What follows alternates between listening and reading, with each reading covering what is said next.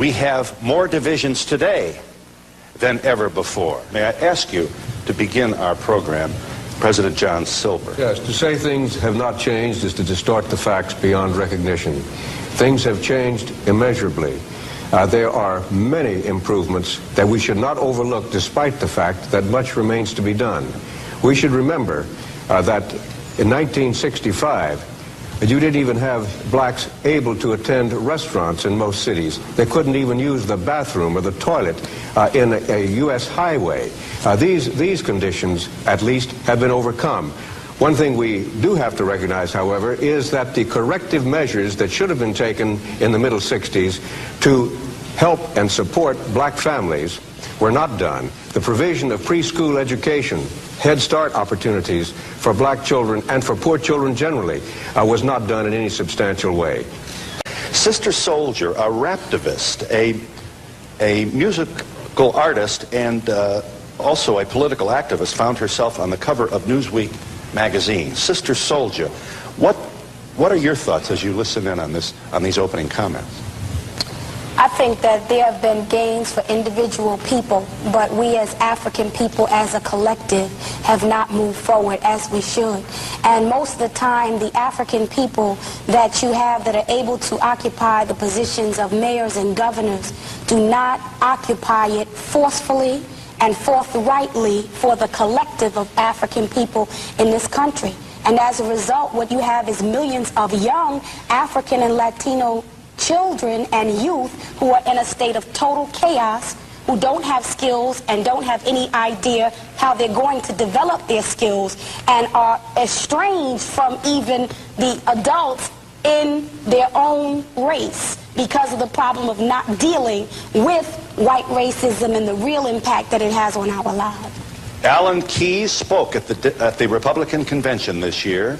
You are a candidate, sir, for the United States Senate from Maryland, where you oppose incumbent Democratic Senator Barbara Mikulski, who, yes, was invited to appear on our panel and declined. Increasing numbers of black Americans, including you, Dr. Keyes, have stood to say that too many minority people in this country have internalized the process of the dole, of the handout. Woe is me, I'm black and therefore I can do nothing. I received a terrible education in a racist society. Where is my handout? Is that a fair characterization of your feeling about what has happened to the spirit and the soul of some minority people in this country? Well, I would say what has happened, because it's not like lightning striking from above. I would have to say what has been done. You know, this was done.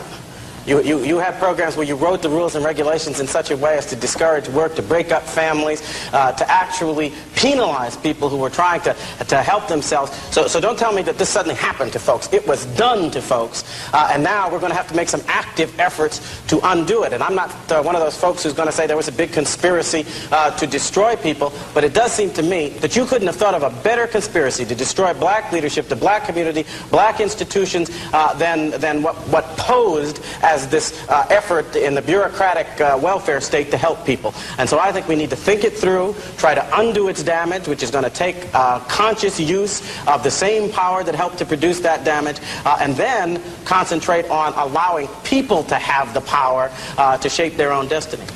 Donahue bin Wahad, you served 19 years for attempted murder of 2 policemen, a judgment that was overturned more recently on the basis of an unfair trial and the withholding of information. Let me ask you, Donahue bin Wahad, how you feel what jumped out at you on that piece? When we look at these young men on the screen here, one of the young brothers said, you know, what do you know how to do? He said, rob, steal, and kill. What did Columbus know how to do when he came here? Rob the native people of their land, kill them, and exploit them. What did they know how to do? What is in the best tradition of capitalism in this society? Burning, loot, rape, and pillage. This is something that is as integral to the United States as breathing. And the problem with race in this country is that white people in this country do not want to confront their own history and live up to the consequences of that history. And when you don't confront the truth will ultimately destroy you. Does Mr. Wahad make you squirm at all, Richard Nathan, director of the Nelson Rockefeller Institute of Government of the State University of Albany of New York? You were an original member of the Kerner Commission. How do you respond to the angry observations of Mr. bin Wahad? Actually, I was the research director of the commission, and looking back, it's now 25 years. I think there's good news and there's bad news. We've talked a little bit about the good news. The bad news, and I agree with Mr. Wahad, is that in the inner cities, what he's talking about is deepening violence. The inner city conditions, I think, are worsening.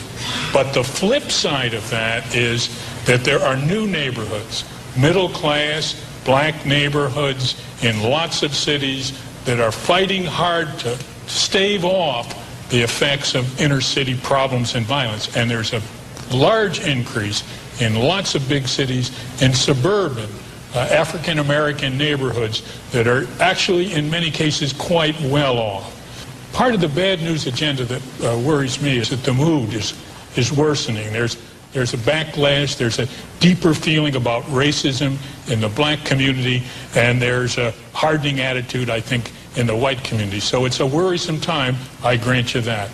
But you know, I think that he just did exactly what Deruba brought up, which is that when we deal with the issue of white racism, white people don't deal with the fact that they are the ones who are sicker than anybody else in this particular issue.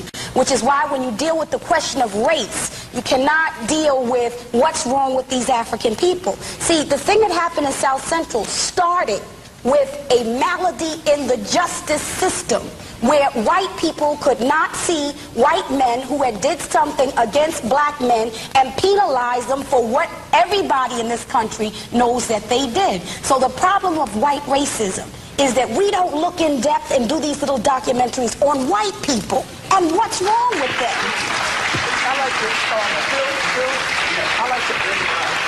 I'd like to add to that. The professor, the president, John Silver, said that one of the problems with the programs of the 60s was that they did not provide corrective measures to help the black family. We need to understand that when black people were brought here to the United States, they were brought here as an act of war. They were kidnapped here, and the destruction of the black family and the creation of a slave mentality was an integral part of the development of this nation state. So there has never been an interest in the black family, and that's reflected today. But even more, every city in which we have aspired to so-called political power. In Newark, black males are being murdered by the Newark Police Department under the guise that they're robbing cars. When we look at New York City, the police riot in the street. When we look at LA, there was a riot in the streets. All these cities have black mayors. Yeah. So we have to begin to understand that moving black people up the economic ladder does not necessarily mean that black people on the bottom of the economic ladder are going to be empowered, because there are black people who identify with the system so much that they are self-hating Negroes. Mr. bin Wahad, you seem to be going kaboom to the entire white community. Do we have from you a spirit of belief that there really are out there in America white folks who do not suffer from the pathology that Sister Souljah reminds us does exist in this country? But why is that the question? In other words, it's the same as when you're dealing with the issue in South Africa. People say, well, if black people get in control of that government, what will they do with the white people who are living there? Why is that the question? Can we refocus the question as to how we're going to correct? Let me have a moment to defend my question. Okay. If you believe that all people who are white are interested in pillaging, reminding us, as you painfully do, of our own history. No, that's a mischaracterization. That's a mischaracterization, and first of all, it's the mischaracterization because the Constitution was established by white males with property. It said all men are created equal, right, and they are endowed by their Creator with certain inalienable rights. It didn't say women were created equal with men, and the Bill of Rights was attached to the Constitution because people without property had no rights. So I did not say that all white people are interested in burning and looting and pillaging. I am saying that the ideals that established this country were based on burning, looting, and pillaging people's land. Accept your point, and you concede to us that in contemporary society, we do have honorable people of all colors who have as much of an interest in the salvation of their babies as... But the problem with that, Phil, is that the people of good intentions in the white community are the minority. They do not stand on principle, and they do not struggle against their own racism and white skin privilege. See, the problem is this. It's like men who say, I understand how you feel as a woman being subjected to sexist behavior. They can't possibly. Not without interacting with women and empowering them. Bill, the problem, though, I think with this whole analysis, as I see it, we're talking, and I have great respect for the Constitution, but let's be frank, it was not based upon an idealistic view of human beings. Donahue doesn't realize that I think that what he's saying is a description of not white people, but all people, was in fact the foundation of America's political philosophy. People are greedy. Give them a chance, they'll beat you up. Give them a chance, they'll kill you, rape you, rob you. That was exactly, if I may say so, the view of human beings, not just white human beings, but most human beings. Have we moved somewhat off this animalistic, primitive? The point is, however, that the point that I think I hear, at least, that what Sister Souljah says and others say, has less to do, we talk about all this economic redistribution and so forth. Let's talk about the basic issue of politics. The basic issue of politics is power. If you have power over me, you're going to abuse it. If I have no power to resist you, then I'm going to be abused. And I don't care what's in your heart. I don't want to know what's in your heart half the time. I want to know whether there's a weapon in your hand and whether I have the means to defend myself against it. Could be economic, could be social, could be political, could be physical, but I've got to be able to defend myself because I can't trust you. And that's an American statement. That is not a statement of some in the human soul to be found anywhere? That's not the point. The point is that if you give people power over you and you can't defend yourself against them, our founders said they will abuse you, and the world, if I don't mind my saying so, from a black person's point of view, I don't have to prove to you that somebody's out to get me. There are 400 years of history in this country that people are out to get me, and they got me more than half the time. I don't have to prove that to anybody. Jonathan Kozol, whose seminal book, Death at an Early Age, was a personal account of his own experience of teaching 4th grade in the community of Roxbury, the minority community within the city of Boston. Mr. Kozol, you've been patient, sir. What are your thoughts as you listen in on our dialogue? Well, I didn't think I'd ever agree with Alan Keyes on anything, but I sure agree with what he just said. I started teaching, as you know, in a segregated school in the mid-'60s.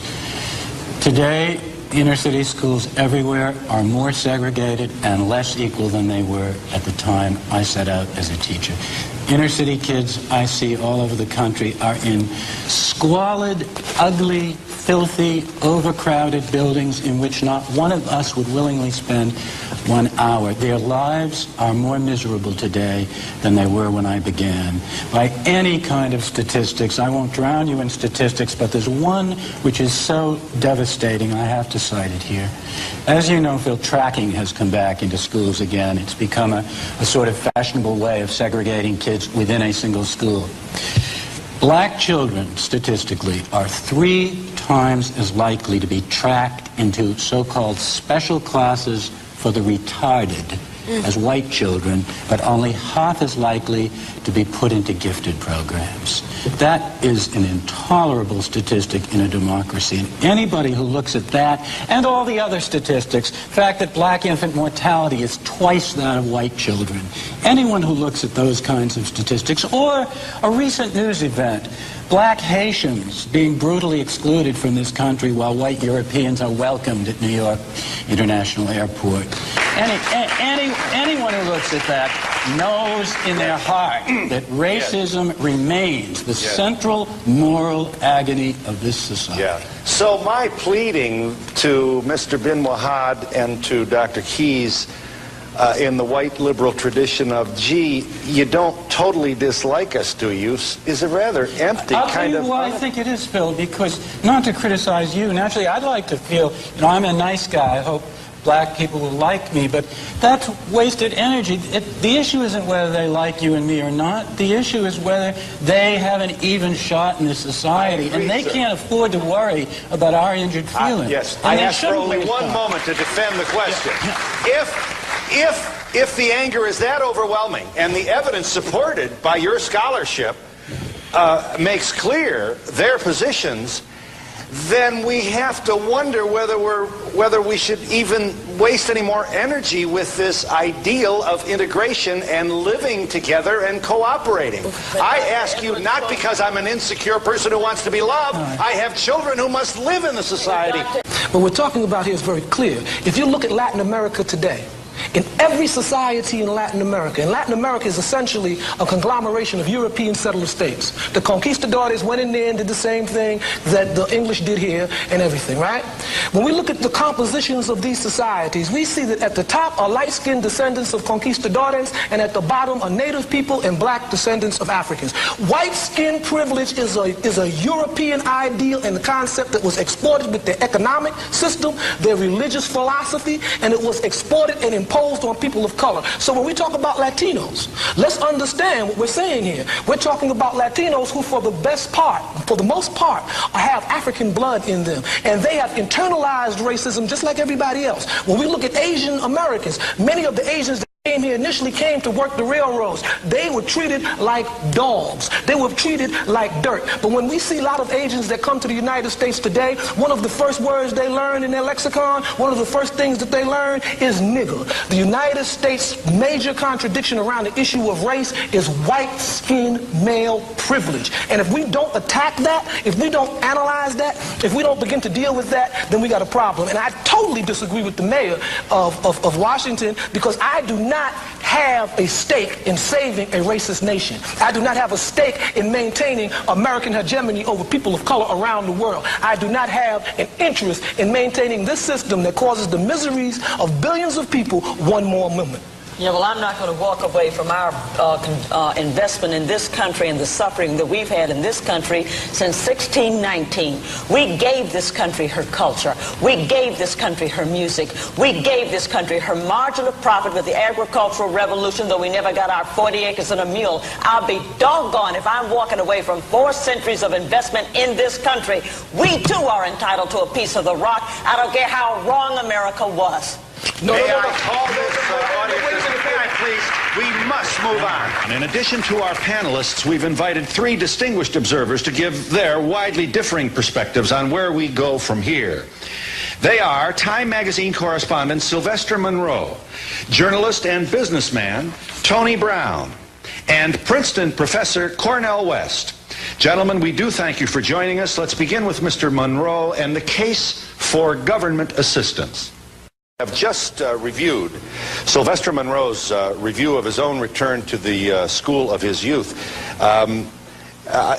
Is there anything you wanted to add to what you've said? I might ask you about your own personal feelings as you walked past those graffiti-covered walls. Well, what's interesting about going back there, what's painful about going back there, is people talk about these communities and how people ought to pick themselves up by their bootstraps. They ought to do that. That was a community that regularly, routinely produced successful members of society when it had the support necessary to do that. And it pains me to hear people talk about a welfare state, people who want a handout. What communities like this, what black people have always asked for, is not a handout. They are citizens of this country. What they're asking for is equal access to opportunity, to education. Government has a role. And no one is saying that government can solve all the problems there. And part of that role is to provide a quality of education that means something. That school used to have that. Why is it that government, that the Lyndon Johnson era, which is the time I would assume you were a student at that school? That's right. Well, what's different then? Why can't it work now? Well, one of the things I think that when I was a student in the Chicago public school system, never one day in the 10 years that I was a student in the Chicago public schools did I miss a day of school because of a teacher strike or because there was not enough money to keep the schools open. Perhaps that was because the Chicago public school systems were then a majority white system. The Chicago public school system today is majority minority.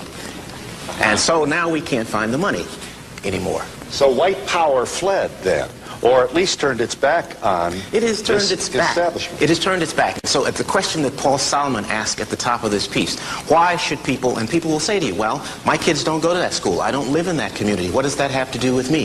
It has everything to do with you. This is a democracy. We pay taxes to distribution of wealth Shared wealth in this country is one of the foundations of this country. If we don't educate those children, we can't build enough prisons. We can't rebuild LA enough times. Everyone, I mean, I understand why this gentleman feels he doesn't have a stake in this society, but everybody will pay if we don't. How would Mr. Kozol respond to Mr. Monroe's observation, which suggests that when the white man goes, so does the power? Absolutely. I mean, I completely agree with him. In Chicago, nothing he said was overstated. A couple months ago, the Chicago school system, abandoned by white people, not just white children, but white business, everyone, had to start rationing toilet paper. Children now have to bring it from home. It's absolute apartheid today in Chicago. The issue is more than just money. It's also an issue of control and curriculum, and what type of African adults are you trying to produce within that school system. I was in the Intelligent and Gifted Children's program. I went to Cornell University Preparatory. I was on welfare, Head Start, free lunch, free breakfast, forced busing for integration. Every single government program ever created, I have been here you are on the cover of Newsweek magazine. It must have worked. That's not the point, because I talked about white people. That was why I was on the cover.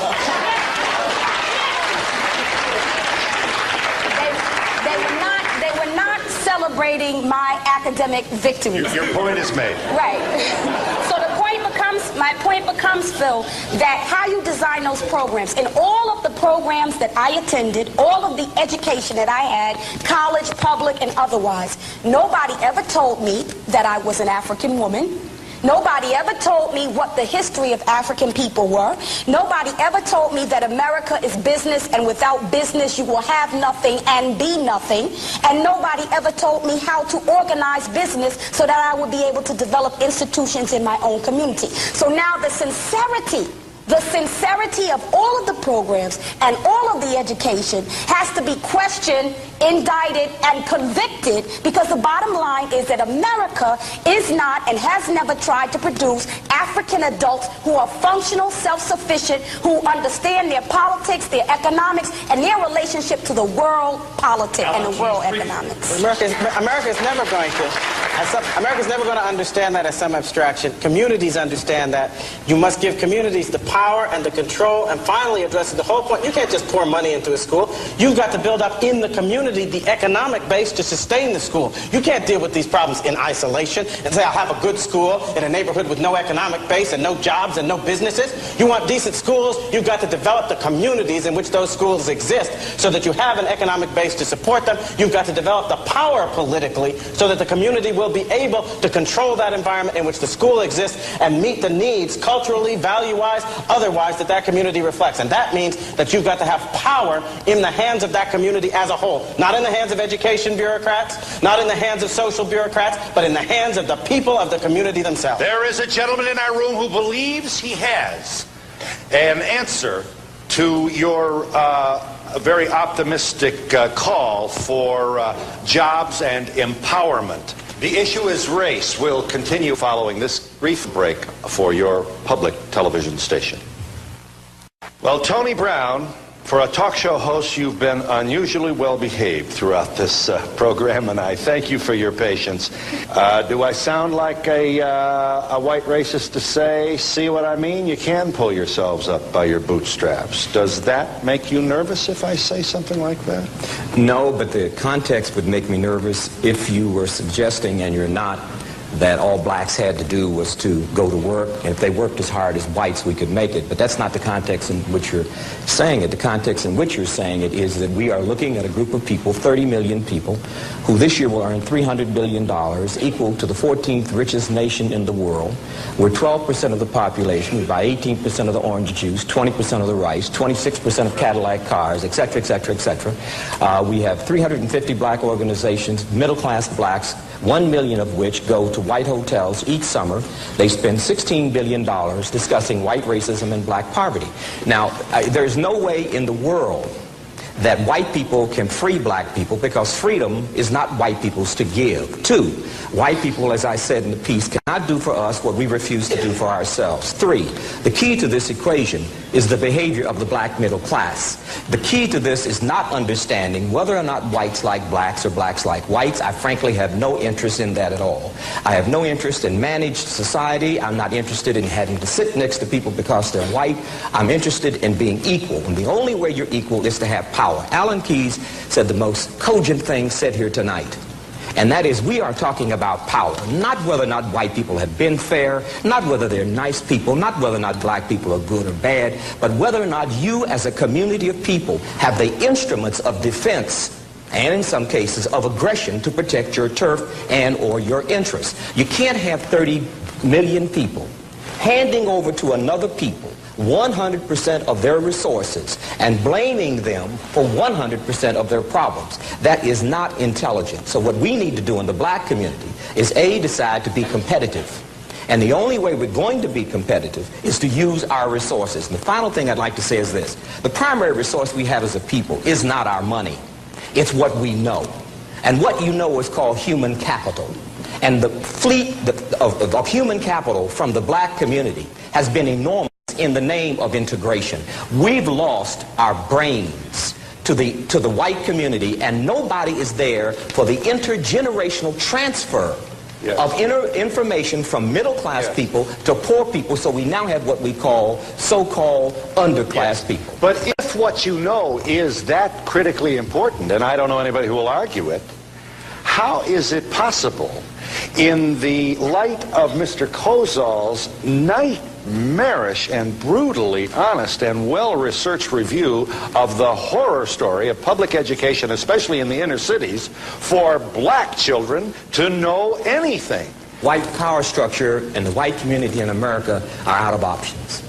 They can no longer afford racism, and they can no longer afford school systems that don't work for this following reason. In 8 years, over 50% of the population workforce will be female and non-white. In 30 years, this will be a majority numerically non-white nation. If we do not train women and non-whites to go into the workforce for high-tech skilled jobs in the next 8 years, none of us in this room is going to have a job at all. So Mr. Kozol, there's another dimension to what he is saying, and I'm sure he's more than aware of it, and that is, it is not black schools that have failed. The American school system has failed. It is not the ones who drop out that are the problem. The ones who graduate are the problem. We do not have a school system that does anything for post-secondary education, and we don't have a school system that does anything for the bottom 50%, which is why Germany and Japan are beating our brains out. Regardless of the color of the student. Regardless. Now, when you get to blacks, we cannot leave out of this equation the black middle class. And we cannot leave out of this equation, no matter what the government does, and the government should do something. We cannot leave out the obligation of the black middle class to transfer its wealth, primary wealth, which is human capital or information, to those in our community who don't have it. May I ask you're a capitalist with a... I am not a capitalist, and you said that before. I'm not interested in proving capitalism. I'm interested in using a free market system to alleviate the problems in the black community. Is capitalist a bad word? Well, the way you're using it is though I am trying to prove that this system is better than that system. No, I'm not into ideology. You can call me anything you want. You're a businessman who takes full advantage of the free market opportunities. Let me put it that way. I'm trying to pay my rent and keep the phone. Very good. Now, I don't know what you call that. Whatever you call that, that's what I do. Now, okay, so I am simply interested in this. There are 30 million of us. We earn $300 billion. We spend 6.6% of our money with one another, 95% with other people. I'm simply interested in creating structures so we can transfer that money back, and most of all, not to any black person in this room, but to poor black people, because the difference in the achievement of our community will not come from middle-class blacks like us who have done so well under affirmative action. Poor blacks didn't get a nickel. They're the ones who are hurting, which is why the black community is in such dire difficulty. We're leaving out a lot of things in this story. There are hard-working, good people working in community development corporations, and your emphasis, I like the piece that Tony did. your emphasis on middle-class African-American neighborhoods and the growth of these neighborhoods in cities and in suburbs is something that mustn't be left out of this picture. Otherwise, people aren't going to try. Your point is made at a time when the middle class is identified with the NAACP, the Urban League, and the traditional We Shall Overcome civil rights leaders of the 50s and 60s that have been all but abandoned and ignored by younger people, Sister Souljah included. I think that the dice are loaded, and that's what's left out of Mr. Brown's piece. See, there was a period of time in this country after Reconstruction where African people owned a lot of land, owned a lot of businesses, and did a lot of things. But what happened was the American government, the Ku Klux Klans, and other organizations organized in smashing that effort. So it's not that we haven't tried to own lands and have not organized businesses. It's that if you are African in America or in Latin America or in the Caribbean or in the continent, you will be hunted no matter what you do, because they do not want us to survive and become self-sufficient. And you can say no, but you haven't lived this life. You haven't lived this life. I don't believe that. One is because it's always been bleak for black people. And the fundamental question first is, how do you build on the best of the legacy of the black freedom movement, which is a moral issue. We have to look for higher moral ground and then look the realities of power in the face. What do I mean by that? What I mean by that is, ever since black folk have been here, our problem has been twofold. Too much poverty, too little self-love. To raise the issue of too much poverty means to raise the question, what is the distribution of power and wealth in our society? We live in a society in which 1% of the population own 37% of the wealth, 10% own 86% of the wealth. So all of those in this room are struggling for crumbs in a certain sense. At the same time, too little self-love, the white supremacist bombardment that Brother Wahid and Sister Souljah are talking about is real. The white supremacist bombardment against black beauty, African beauty, against black intelligence, African intelligence, black capacity, black dignity. Those two are inseparable but not identical, which means at the same time, and this is what I think when Martin King talked about we're part of one garment of destiny, it was a description of our condition. We don't choose circumstances in which we find ourselves. Right. The ugly history that this brother's talking about is real, but alongside that ugly history are Americans of all hues trying to hammer out democratic institutions because the higher ground is a struggle for democracy. And so the question becomes, no matter how bleak the situation, how do we keep alive a substantive and precious ideal of democracy in light of our present circumstance? And the way in which you do that is to create multiracial coalitions with higher moral ground, but looks at the realities of power and control and wealth. We have no other option, it seems to me.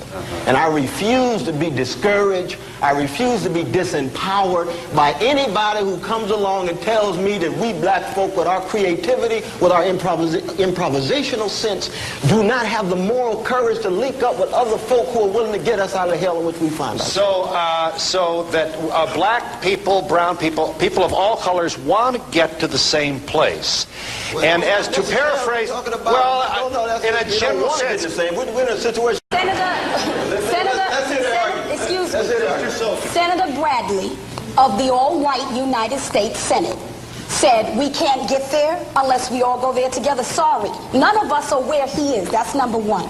Number two, you're making a moral appeal to a country that doesn't have a moral conscience. The question becomes that when white people feel serious and angry and upset about abortion, they come out in the thousands up to the millions to say, this is what we believe about abortion. Where is the white outcry against white racism that murders African people all around this entire globe? It doesn't exist. So who are these white good people? I want to meet them.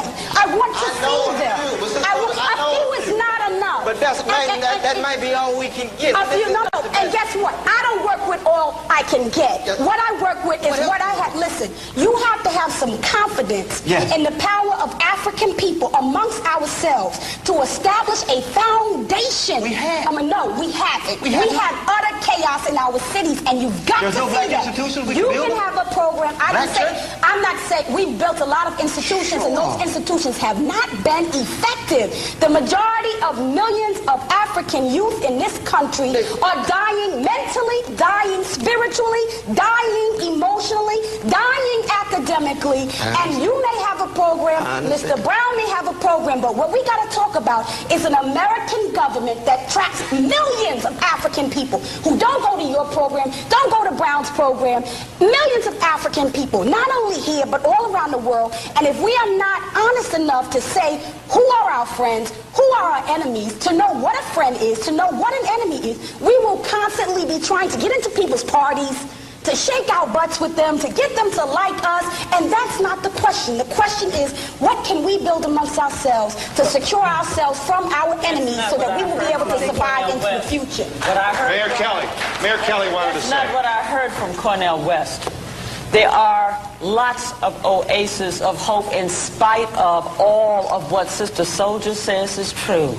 And the sad and pitiful part of it is that the 6 o'clock news, the 11 o'clock news, most of the media never gives attention to it. And if that weren't bad enough, we know that maybe white America's not going to believe that there are oases of hope where people are empowering themselves as we have in Washington, D.C., Jackie West taking over her own housing, leading to her own ownership in a community.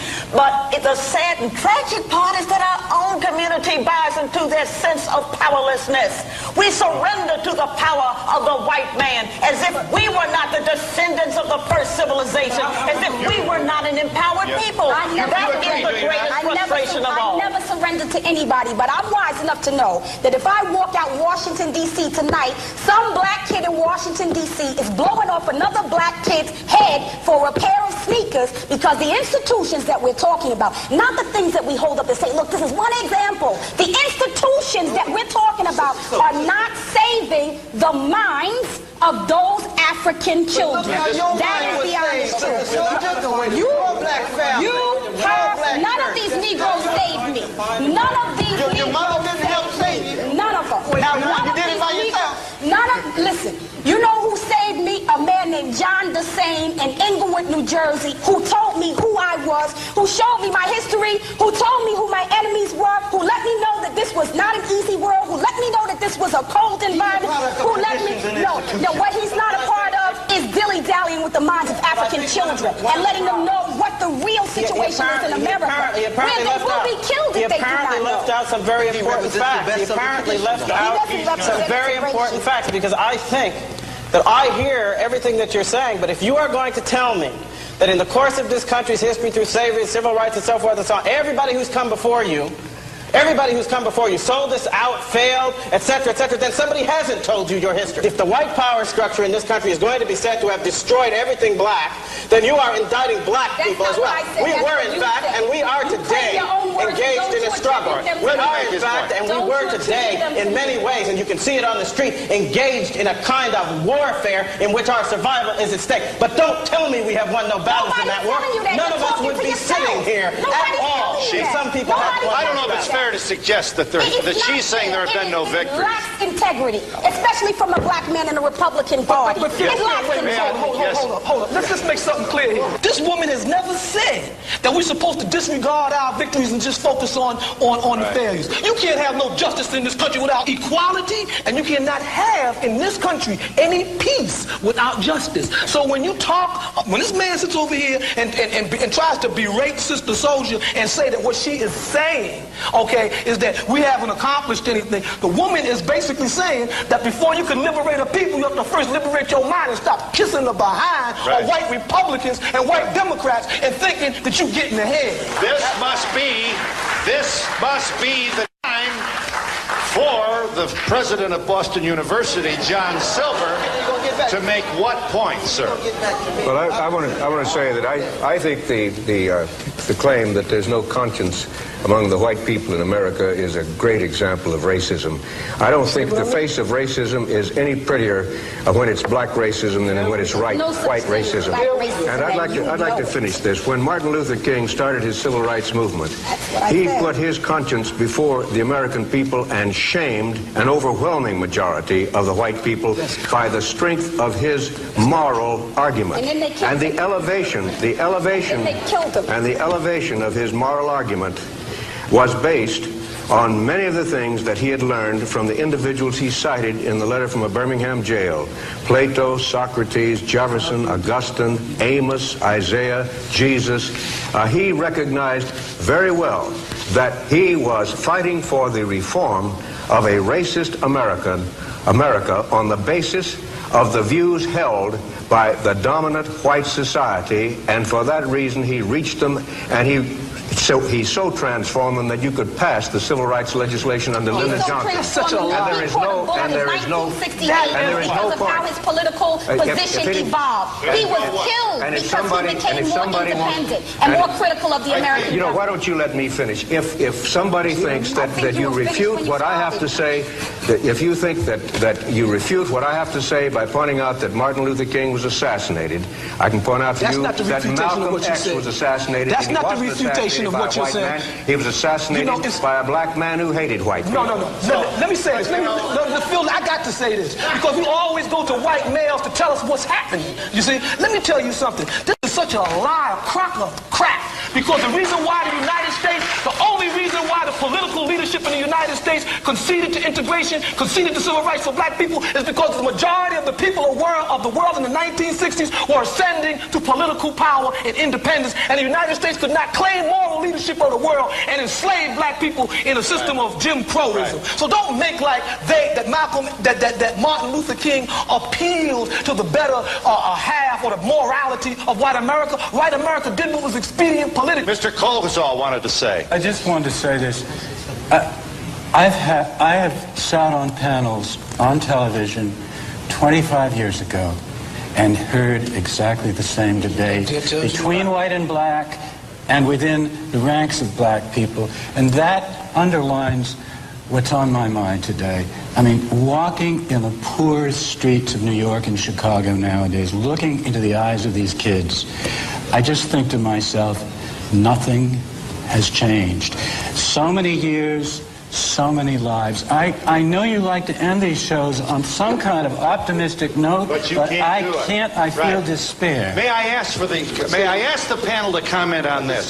Here's what I think is. You wanted to say, Professor West. Yeah, see, despair is paralyzing. If it is as bad as we know and you say, that's precisely why we have to do something. That's precisely why rage, as real and authentic as it is, cannot have the last word. We are people of hope.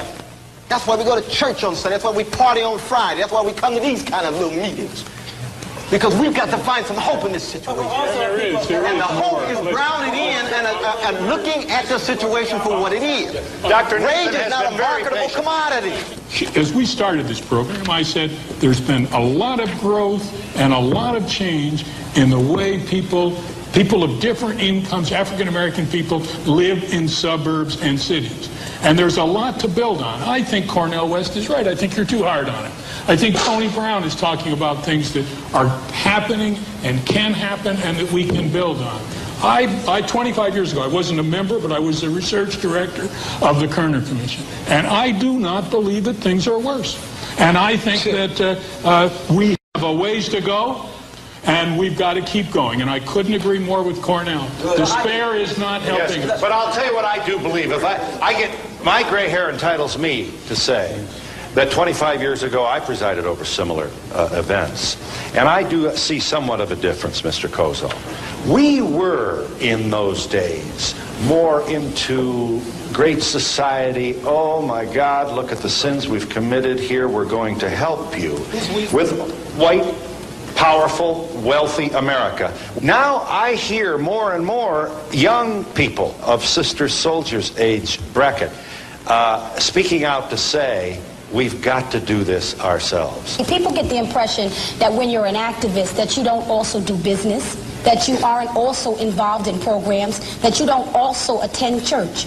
You can do all of these things and still see the savage inequalities and the evil of this society. And the reason why we speak clearly and fiercely and strongly about it is because if we don't, you have people suffering in silence who never get the opportunity to be on the with Phil Donahue, who never get, see, we can't look at the world as the mayor of Washington, D.C. or as Cornel West, the author. You see what I'm saying? You got to look through the eyes of the majority of your children, how they see the world, what they feel, the pain that they experience, how they would, how they would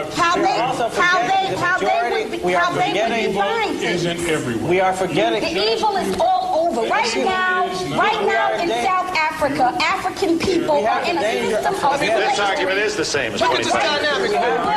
Look at this dynamic. Look at this dynamic. I want people to understand this dynamic. You have a black man over here. Yes. He didn't cut nobody. Let me tell you, Stan. He didn't cut this guy off over here. He didn't cut him off talking about he walked through the ghetto. I live in the ghetto. I will cut you off now. So now he didn't do that. You see, what I want you to understand is this: is that it's very important that when we speak, at least when I speak, okay, I'm going to speak the reality of black people who don't have a voice. There's no such thing as freedom of speech in America. Okay, and therefore, when this man could talk about building grassroots organizations and power bases, and Tony could talk about recycling programs, and not one of them could probably name one black political prisoner that's a consequence of trying to do those very programs. And then this sister tries to point out, see, I ain't gonna let you cut me off. This sister tries to point out some very basic and fundamental contradictions. Is it possible that a cup of coffee between these various factions would allow all of us a meeting, a talk? Why the anger? Why you are interpreting intensity for hostility. And what I'm trying to explain to you is that if there's no freedom of speech in this country, when you do get to speak, you speak the truth, you speak clear, you speak fiercely, and you don't care whether you like it or not. Right. Yes, Dr. Keyes. I just want to say very briefly, the people who are really forgotten, sure, I think the people who are forgotten, especially in the black community, there are a lot of people out there who go to work, who take care of their families, who raise their kids. They are the people who are silently struggling against the odds, who have respected decent values, who have gone out, they haven't committed crimes, they are not in jail. The vast majority of black people have always been decent working class people, and I think that they are also the heroes of the struggle. I think they are also people who deserve our respect. I think they're also people who deserve a voice that will speak from their silence that nobody else is going to. And I don't care who calls me names. I will speak for my parents. I will speak for the people who did everything against the odds to bring decent folks into the world, who didn't commit the crimes, who just did the dirty jobs that nobody else would do so that we could move forward. I'll speak for them any day of the week. I understand the anger. The anger is real, legitimate, and well-founded. But it extends to you. It goes to... Oh, I think that's part of the pain and anguish of our system. That so often that anger gets self-directed at our own community. And quite frankly, as I said earlier, to me it ultimately suggests that we give more power to the man than we give to ourselves. And I, for one, believe that we have the capacity, in spite of the odds, to be an oasis of hope, as Cornel West has pointed out, but in no way should that mean there should be any abdication of responsibility on the part of white America. White America owes us a lot, and I'm not going to walk away from demanding what she owes us. You wanted to say it? Yeah, I want to say this word. I mean, just speaking personally, that I'm part of these kind of conversations all the time and have been part for 25 years. When I hear Brother Jihad put forward his view, I've heard that view. I can embrace the insights. I can criticize what I disagree with, but I'm looking for any insights I can. Same is true with Sister Souljah. The spirit of resistance that she has. Without that spirit of resistance, the hope that I'm talking about would be dead in the black community. Though I may disagree with a whole host of other claims she makes. So it's not in that sense viewing it as hostility. This is struggle. There's a sense of urgency. But I think I'm right. And I think I'm right in this sense, that after we move together looking for ways in which, not just justice, but self-affirmation of humanity, sense of self-confidence, all of those intangibles that are part and parcel of race and racism in America, that one will find that one will have to hook up with other human beings who are willing to take the risk and make that leap for the higher moral good. May I ask briefly from the panel, and I beg you to be brief, where are we going now? Give us your own prescription here as to what should be done. May I please ask the entire panel to speak to that? Well, no matter what the disagreements are, one common thread is clear. Power must be removed from the hands of centralized institutions and put back at the base of the pyramid in the hands of people at the grassroots. Whatever your analysis, everybody who has spoken here today, I think, comes to that common conclusion, and we got to work to make it happen. Thank you for your brevity, Dr. Nathan. I think we've got to build new, strong institutions in the community. They're out there. We can help them. We're doing it. We can do it better. Sister Souljah, please. To the African youth, that you have to educate yourself. Don't depend on black leaders because most of them are insincere. And don't depend on white America to embrace you because it will not.